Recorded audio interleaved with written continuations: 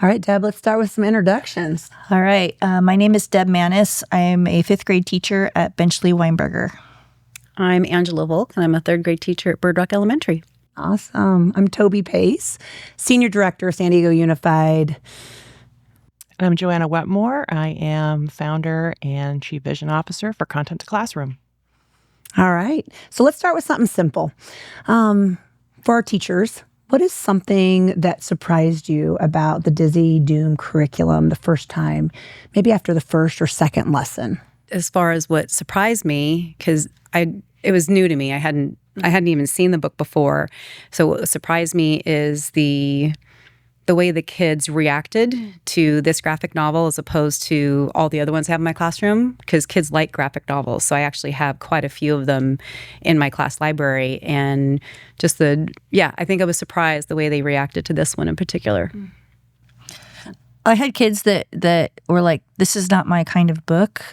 And I said, this is not a book that I would normally pick out and choose to read myself. And we were the ones that all got into it more. So I was pleasantly surprised at how the kids that were a little bit resistant to it got interested in it, along with myself. When that moment happened, Deb, what did that kind of open in your mind saying, oh, this is something you want to dive into? Or how did that kind of spur in you? Because I'm very much a keep your mind open to things that you're not used to doing, that sometimes doing something unfamiliar can be scary, but you'll be pleasantly surprised at the end giving it a chance. And so I modeled that for them because that was exactly what I was feeling like. This isn't normally the genre of book I read. So, and I told them that. And so I think they appreciated the honesty, and that I was like, oh, look this is really cool. And so they saw my wonder, my real wonder, I think, transferred over to them. And for me, it was a different experience. I feel like all of my kids were, which again was surprising, all of my kids were immediately engaged, which is what caught my attention right away. Like I was saying, as far as comparing them to many of the other graphic novels I have in my classroom. So I was very surprised, and I think that is because, let me think back. So some of my kids loved it because it was a video game. They love video games. And I have other kids who, they couldn't connect with the video game as much, but they loved all the little details in the graphics. And they're really into that. I had other kids say, oh my gosh, like this is how I would text. And they would say things just like that. So I found that immediately there was something for every single kid in my classroom. And some of my girls even like, oh, look at all these characters. Like, who are we going? They say like all the time. So I'm trying to talk like my 3rd graders. But there was something for everyone immediately, which is what I really appreciated about it, and which I think got everybody excited. A lot of the other graphic novels I have in my classroom, I have some historical fiction, I have fiction, realistic fiction, I have some fantasy, but none of them the format was so different that I think is what engaged everybody. So, for example, I have a group of kids in my class who really like my historical fiction graphic novels because they're liking the historical fiction. I have some kids who really like some of the fiction ones because they're liking the fiction. Mm-hmm. This was the only one that I found so far that really had something for everybody that they liked. So immediately, like, all right, we're in, we're doing this. And that's exciting for 3rd grade, too. Yes, These it are is. 3rd graders who are just learning to read. The rest of their life, they're reading to learn. So you really just captured that in that grade level. It's huge. That's exciting. Oh, I monopolized. Are you kidding? Yeah. As soon as I saw that spark, I'm like, we're in. This is it. We're on it. I love it. I think the curriculum perspective is really, really important because we work with publishing companies who want to put their materials out there with a wraparound curriculum. And they know there's this huge disconnect in this industry right now between what's engaging for a student and what has a corresponding comprehensive curriculum that is standards-based, that is pedagogically sound, that can actually help a teacher get through what they need to get through and get through to those students in the multiple ways they have to do it. And they want that wraparound curriculum. They want something to help them get into it, to say, yes, I'm meeting the needs of these students, I'm covering these standards, I am really getting those students engaged with this, and to have it come with something, this is not just Dizzy Doom, this is Dizzy Doom plus the curriculum that comes with it that helps you have that deeper entree. And that's a code that I personally have been begging comic book providers to crack for years, but it's a lot of work. It's a very scary proposition. They're not sure if they can do it. So to see that code finally cracked is an enormously exciting thing. Well, and I think having a book that is so engaging allows, especially, so I teach third grade. I know both of you are either fourth or fifth. So third grade is tasked with how do you help these kiddos really start thinking critically and thinking more abstractly, going beyond the literal, that inferential thinking, which is really hard, making inferences. So for me, having something like this and the way it's written, because the kids were so engaged, it allowed us to really dive in. So we're doing our character analysis, talking about what motivates the characters, and having the kids flipping back to the front of the book, looking at the cast of characters and having these aha moments. And so we're able to kind of like really dig in deeply to, what motivated these characters, or is this person really a villain or is he a hero? Not quite sure. So it allowed a lot of my kids to be able to make that deeper dive into their critical thinking skills because they were so engaged. So, and you have that engagement. How did the actual curriculum help you? Like, as first time seeing it for you, first time for both of you, what were some of the things you noticed as a teacher in the classroom saying, okay, I might not use my flipping the page of this lesson to this lesson, but what were some things that stood out for you from the curriculum, seeing it and using it for the first time? So I read through the curriculum before I started, just to kind of get an idea of where it was going. I tend to use curriculum as a guide. So that's kind of how I used it. So for example, I don't remember all of it right now, but if there was a section that said focusing on, I don't know, character development, I would just take that idea and go with character development based on what my kids were doing and thinking and saying and sharing at the time. It allowed you that flexibility to it would kind of give like an overall general direction, maybe, purpose, and then kind of figuring out, because we would do, kids would like to share. We did a lot of writing with this. So I didn't really use the writing prompts. I created my own based on it because, writing is something that some kids are not as excited about doing.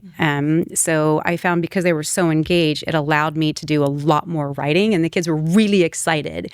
And so if it was, say, something like this section is going to focus on character development, I would create something that they would allow them to talk about the character development they noticed in this section, and then draw a picture to go with it, some graphic, always. And they were able to share those ideas. And then as time went on, and they might change their idea of how character grows and changes. So it was a great springboard, I'd say, having the curriculum. So it wasn't so much the scripted experience, something that I think is really tough when we work with curriculum developers. There's sometimes this tendency to overscript. It's like everything. It's like 18 pages of notes before you get to the meat of what's going to be discussed in class. And the expectation, I think, is that the teachers are going to have read that, internalized that, and potentially monologue that, and we all know that's not how a classroom works. So it's really more about, when we say get into the curriculum, provide a curriculum, it's not, don't provide a script, provide the places where there's talking points, where there's a prompt, where there's a place to dive off into something else or to pick up on another concept. Just make it so that you can allow the teacher to get into it, even if they're not personally into Dizzy Doom, which is amazing. But even if they're not personally into it, they can interject into it where they need to with their skill. Well, and I think going back to the curriculum that you wrote, a couple of things about that. Yes, because I've been teaching for quite a while as well. And having just giant booklets that are, maybe like 12 pages long for a 20-minute lesson, say this, you have 2 minutes to say that. It doesn't work. Although there is a place for that if you're a newer teacher, you're unfamiliar. So I do believe that there's a time and place for that, allows supports for people who might need it. But I like the way this curriculum was written because it had enough in there, like here's the purpose of this lesson, and it very clearly stated it. So it's something like character motivation or inner conflict, whatever it might be. Several questions, and then here's a writing prompt if time, and then a couple different options. So it was supportive enough for people who really needed to rely on that, and then it was just right for me to say, okay, this is what the wrap up, the purpose for this section, and I can go off that as my springboard. So I like the way that it was put together. I think something that's important to note, also, I want to just ask this as a question. If you were to take this back to your younger, brand new teachers, or if maybe you're coaching younger, brand new teachers in this, how would you guide them? Because I want to focus in on the actual text and the book that was so beautifully written. What are some key pieces of advice that you would give them to take this into their classroom? Say you're a mentor teacher for a brand new third grade teacher. Funny you should say that because I am. Okay. I think it depends on the individual, not just a new teacher or not. Because some people can think through things, and some people just need things more laid out. So there's that piece also. So not just because it's a first-year teacher or a 20-year teacher. But I think that walking them through, having them read all of the curriculum first, and just kind of highlighting the like the chapter titles as far as what's the purpose for each lesson, how does that connect to the story, so they have an idea. Oh, okay, we're going to be talking about character motivation. Obviously, there's going to be characters that change over time, so I can focus on that. There's going to be some inner conflict. Okay, let me think about that. Oh, I'm going to be talking to my kids about what a protagonist is, because remember, I'm third grade, so I have some of these concepts are relatively new for our kiddos. So just kind of coaching maybe teachers through that, maybe something along the side to go along with the curriculum. Hey, if you're a third grade, take note of these things you might come across. If you're fifth grade, here's some, points of interest to make sure to hit in the book or to look at. So something like that would be helpful, I think. I hope that answers your question. That does. I hear all of you kind of leading into the students, and what I'm going to ask for anyone on the panel just to kind of think about is, why Dizzy Doom for our kids now? Why this book? Why now for our kids in society? We're in 2025. What makes this book and this curriculum so meaningful? And the one word I kept hearing you all say is kids are excited, kids are engaged. It's not just this group, it's inclusive, and you're seeing engagement. But what is it about this book? Why this book, and why now? Coming from COVID, where we were teaching online for a year and a half, seeing like the text format, how it was all written in text, and kids today are growing up with some sort of device placed in their hand at early ages now, and I believe it's changing their brains. And I think a book like this helps access that change that we're starting to see in kids. Yeah, there's an expectation, I think, that, it's one thing we were talking earlier about, you sitting down with your Kindle and maybe going through pages and pages of, black text, white paper. But that's a very useful skill to know, but this speaks more to what I think kids are used to seeing in terms of formatting, graphics, the visualization component. And the ability to read that is no less important. In fact, I would say it's more important, because you're dealing with this multimedia, approach that has visuals in it that you also need to read. That's not just the words on the page. It's how are they placed? Why was the bubble placed here? Why is the monster making that face? There's a lot going on here that's actually more complicated potentially than just the text. Some of my friends were struggling readers, and they found their way out of that struggle by reading Dungeons and Dragons playbooks. And it's funny because their parents would say, "Oh my gosh, this was at a time when D&D was very much looked upon with sort of, what is that? Is that some sort of witchcraft, or something like that? But they would, the vocabulary that you would see in these playbooks is something that they weren't going to find elsewhere. And it was complicated, and there was a lot going on there. And it was this like, well, if that's what they're interested in reading, then that's what your curriculum should be based around, is where they want to be. Yeah. Well, and if you're talking about struggling readers, I have a few struggling. We all have some struggling readers, and the format is supportive because you've got the graphics, and as far as a picture on one side, so they know what to expect. It's they got this visual on one side that they can kind of analyze, and it's easier for them to analyze if they're a struggling reader. And then on the left-hand side of the book, then you've got this text that's broken up into small, manageable chunks, and it's written in a way that kids relate to and they're used to, and then the emojis. So some of my struggling readers I found were really engaged and making that extra effort to try to read the words because they were looking at the graphic, looking at the emojis, and they really wanted to know what Pineapple Pete was going to interject and say right then. And so I'm going to really try to get through this phrase right here. And, Mrs. Volk, how do you put this word together? So I found that it was really helpful. It encouraged them to want to read, and while at the same time allowing the kids, because just because they're struggling readers doesn't mean they can't think through a story. So it allowed them greater access to the greater story because there were lots of little twists and things happening, and lots of inferences to be made that my struggling readers normally wouldn't have even picked up on. If they hadn't tried so hard to figure out what the words are because they want to know what Pineapple Pete's going to say, or looking at how it's chunked up. Because one of our strategies for struggling readers is to take the text and make it smaller, chunk it in manageable chunks. Well, this book already does it. While at the same time, we have those kids who are really high readers, and sometimes they get bored because they lose interest.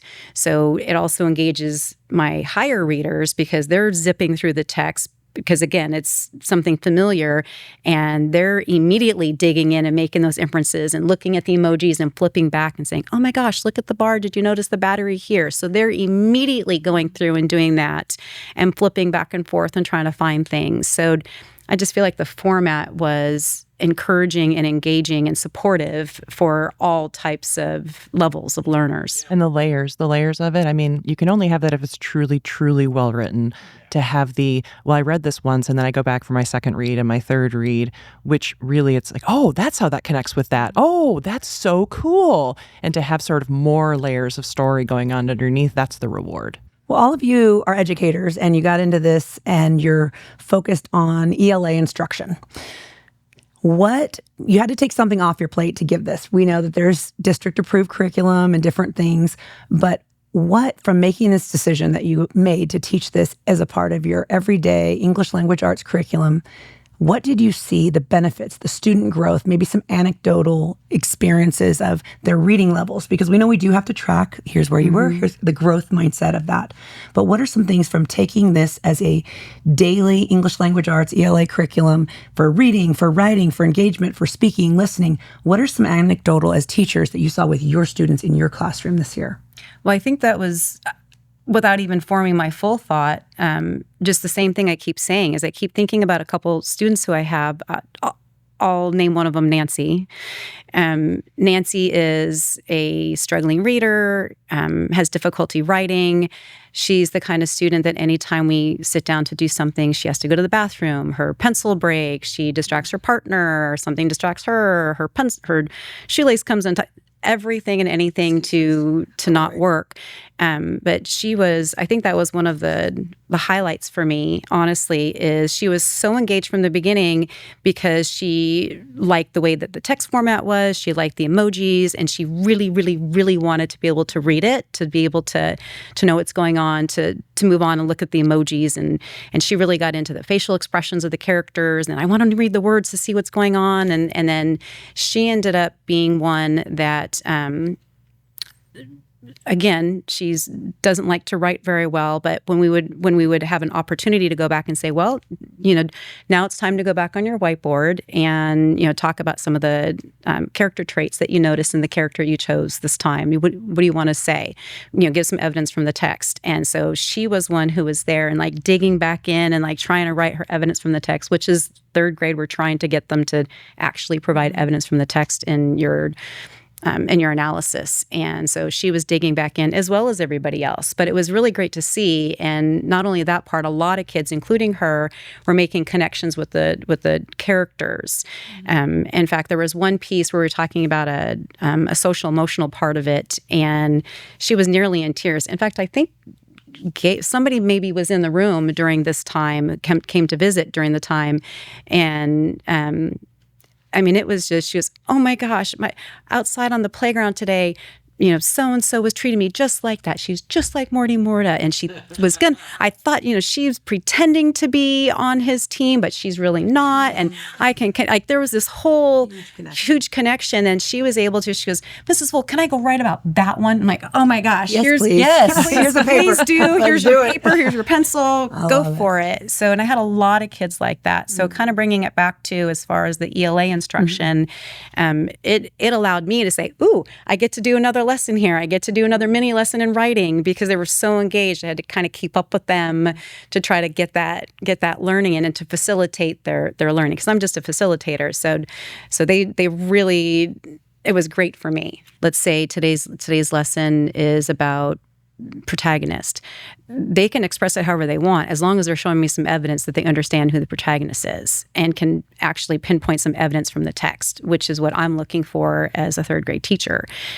So whatever way they do that. I think there's a really interesting sort of macro level that I've heard superintendents tell me time and time again. They're like, I don't pay for curriculum, I pay for results. And what I'm looking for is this product being used in my classrooms, and is it achieving results? And if you can demonstrate that to me, here you go. And so whatever comes out needs to do that, to make it. I need to be able to quickly access my teachers who have no time. Don't tell them how you're going to save time. Show them how you're going to save time.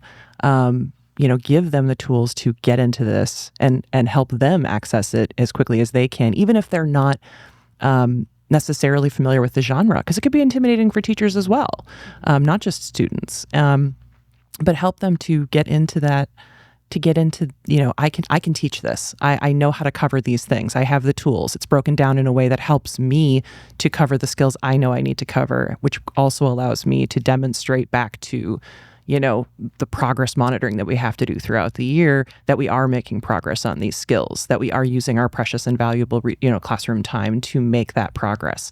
And that's the code, that's the nut that has to be cracked. Right. And I think that they've cracked it. So we normally use Benchmark. I don't know if you guys use Benchmark, but that's our curriculum that we have for language arts. And I actually didn't use it this year. I did my own thing, so this actually fit in really nicely with that. And so seeing the results from kids and seeing kids who aren't normally interested in reading get involved was pretty rewarding for me. But the other thing I wanted to add was I had a student who was really hard to get him to read anything, really hard to keep him focused. And he was the one that said, are these books on Amazon? Because I want to buy the next, I want to get the next books. And so to see a kid, like you said, that's not normally engaged, going, oh, is there more books? I want to read more of this. Isn't that what it's about? Because I tell you what, I had to let Huckleberry Finn or whatever that one was go, because if I can't stand reading it. Sorry, Mr. Twain. I know. I'm sorry, but it was so bad that I was just like, I don't want to teach this. And so, like you said, you take the concept and you do something else. So you're still teaching the standard, but you're not using Mark Twain. And this was a nice detour from benchmark for me this year. And again, obviously I had to do other things because this was only like about a month and a half maybe thing. But I had that in my head that I was like, I don't think I'm going to do benchmark, and I didn't. Well, I think that too. There's a time for those things. So no offense to Mr. Twain and all of the beautiful work that he's done, but there's a time for that. But if you're using that in the time when you have a critical moment to get students to love reading, and if that's what you're using and it's not working, then you're not using it at the right time. And for me, as far as I don't use benchmark. Can we delete that part? Disclaimer at the bottom of the screen. Wait a minute. Let's. Anyway, so I think for me, for third grade, this book comes in perfectly, say, in January. And the reason I say that is for third graders in the beginning part of the year, we're talking about characters. How do you even analyze a character? How do you develop a character? How do you go through and look at concepts through a story on a story arc? How do you look at character motivation and how that drives a story along? So we're focusing a lot on that in the beginning part of the year, while also exploring several different genres. So by the time we hit, say, January, coming back from winter break, this book is a perfect place to start. Because they have that little bit of foundation now in the beginning part of third grade. It's sort of mid-year, but not yet. So they come back from break and this immediately engages them. And then it continues on that path of being able to, well, now we've learned a foundation of these skills. Let's add on to that. And so they're completely engaged and ready to not just having the kids a joy of learning or joy of reading, because there's a lot of books out there that are not written very well that kids like to read. So I don't find that my primary purpose for reading this is to have kids say, oh, I found a book I like. Because they're like I said, there's plenty that they like to read that aren't well written. So having a book that's well written and engaging, for me, in a month like January, they come back, they're ready to be engaged while I am able to help facilitate their learning to dig in deeper and get the skills out of it that I would like them to get out of it as a third grade teacher. So that's why I really like this one in particular. Well, that would bring in our character traits we talk about, perseverance, determination, grit. So if in the digital resources, there were maybe several different videos where that's highlighted. I think this is the cutting edge for what we're doing right now, and that's where we're going. And leveraging the multimedia is huge. Like, let them go deeper into the story in whatever way is most engaging for them. And so, Johanna, to bring it back, like whole circle of what is this biggest opportunity for curriculum, for teachers, for school districts looking to really take this to the next level over the next couple of years? This amazing book, this amazing curriculum. What are some of the things that we would want to share with others out there? I think that one of the key things that we work on at Content to Classroom is removing as many obstacles as possible. It is not a short journey to go from a curriculum to widespread use in the classroom. It's actually incredibly difficult, which is why you have, a few enterprise level publishers who just seem to own the field because they understand what it takes to get into the classroom. It's not easy. What we do at C2C is to level that playing field for, publishers and curriculum creators who need access as well. We think about it as, look, you need to get into the district ecosystem, which means you're going to have to meet their SSO, their LTI, their LMS. You're going to have to deal with COPA, FERPA, SEPA, FedRAMP compliance. You have student data privacy rules that you need to get past, because if you want to show the product works, you need to be able to collect data on its usage. And if you can't collect that data, or you can't certify that data is being held in a in a secure fashion, you're going to lose them. You also have to deal with the fact that you need to have 500,000 to 1 million students logging in at exactly the same time, doing exactly the same thing, and nothing is going down. So you got to have a high SLA. 99.999% SLA is something that's got to be out there. Because if it skips, hiccups, or has a problem in the classroom, I just lost 20 minutes of my 45 minutes, and I can't do that. So everything has to fire exactly when it needs to, and you have to meet the requirements of IT, of supers, of teachers, of curriculum providers, of the students, of the parents, all of them at the exact same time. And that's what we focus on at C2C, is to provide that platform. All right, so Tobie, I have to ask you a question that I've been dying to ask you.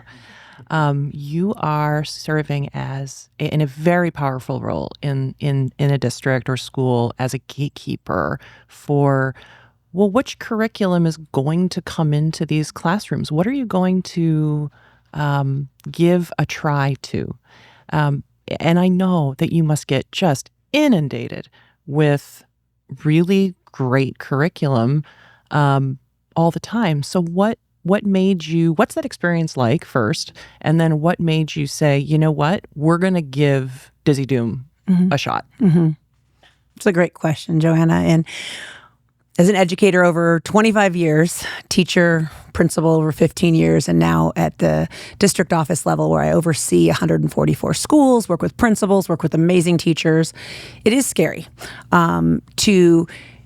And I guess fear is the one thing that I just want to name, that there is a lot of things coming and you don't know which direction to go. And sometimes as administrators and leaders, we're afraid to take a risk on something that's new.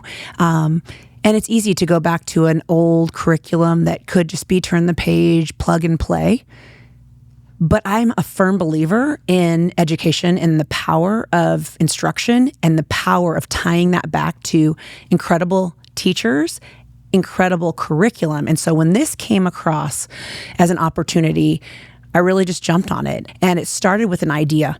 And then when I read this book, when I said, pilot this in your classroom, having that mindset, I know a lot of administrators don't always take that risk. So I've really learned as a leader to push myself and say, you know what, this is scary, but let's try it. And it was really from listening to my teachers.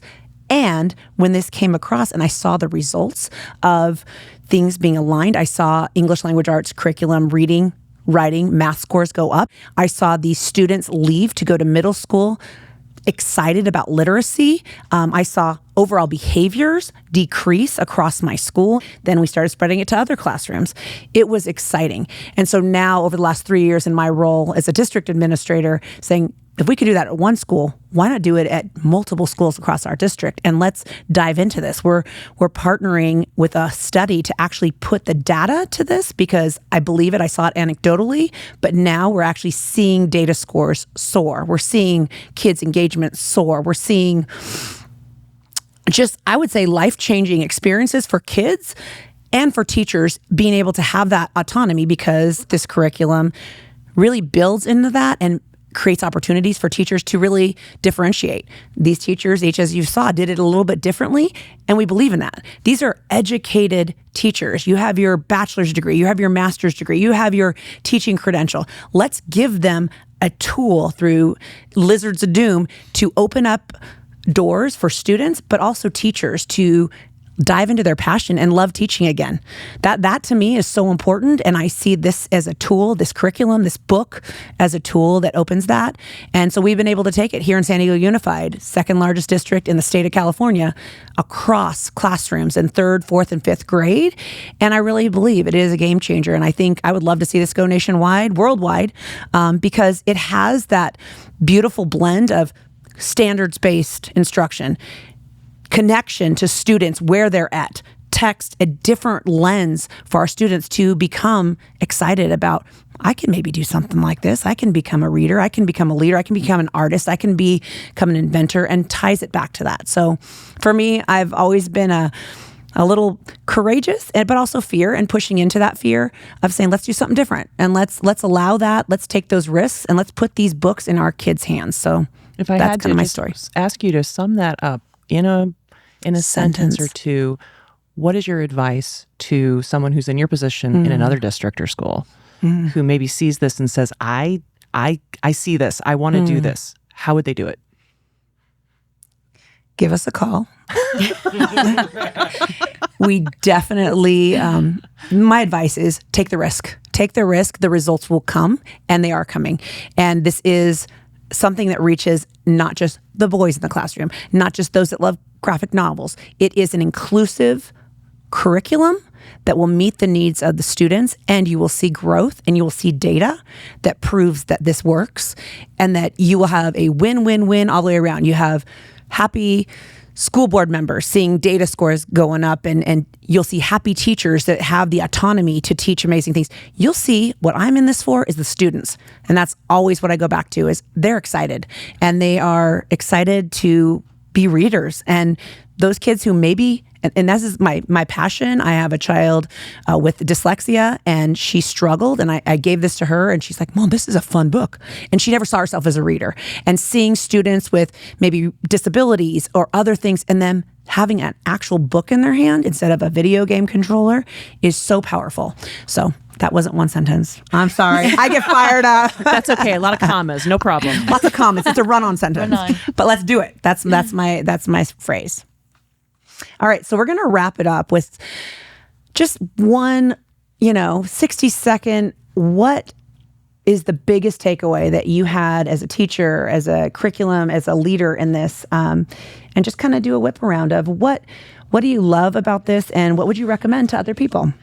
I think you nailed it in what you just said before. As teachers, we get into a comfort zone of this is how we've always done it, so this must be the right way. And this book did definitely push me out of my comfort zone, and I liked that. I liked the anxiety I felt of doing something different. And I think my big takeaway is, like you said before, push your, we tell students, push yourself out of your comfort zone. Don't be afraid to fail. Don't be afraid to struggle. But we have to do that ourselves too. That we have to adapt to what kids need. And I'm actually spending a lot of this summer thinking about, kids are different now, and I need to adapt what I'm doing to meet their needs better. So I think this book is a tool that could help with that. Did I go over 60 That seconds? was beautiful. Sorry. No. I am not very verbose. You're good, Deb. How about you, Angela? Well, I tend to find myself, I think I'm a reflective learner, and I like to take risks. And I'm the one who always wants to try something new in the classroom. So for me, when this came along, it was like right up my alley. I'm like, this is perfect. And one of the reasons why I really liked it is, as I said before, I think that to kind of wrap it up, not just engaging the students, but engaging all the students. It was nice to see some of my, especially a couple of my girls, kind of come out of their shell and be able to connect with the characters and say, you know what, I think I've had Morty Morta, a friend like that who's treated me like that is maybe not a friend. So they were able to make this social emotional connection and grow that way and connect. And then I had some of my other kids who were super excited because it was in a video game format, and then they could dig in and do more critical thinking that way. I had some other kids who really connected with, the way it was written in a text and the emojis. So I just feel like this book had something to offer for every different type of student in my classroom. So I think the level of engagement just skyrocketed because of that. So that was something really exciting. And I think for me, it was Dizzy Doom plus the curriculum that was created around it recognizes that what's going on in the classroom is a conversation, not a monologue, with potentially 30, 35 different contributors. And they all need to be heard, and they all need to have a voice and a place in that conversation. And a curriculum that can honor that and really bring that out is naturally going to showcase the engagement level, which will help in every aspect of going on in that classroom. And that's so supremely important right now. Well, I just want to thank you all. I want to thank you for the courage to put this into publishing and getting this out worldwide, we're going to say. I want to thank you, amazing teachers, for taking risks at a curriculum you hadn't seen before. And then obviously to Gabe, to creating this book that is cutting edge. And there's nothing like it right on the market. And it really is all about our students. So thank you all for being here today. Super exciting. And thank you.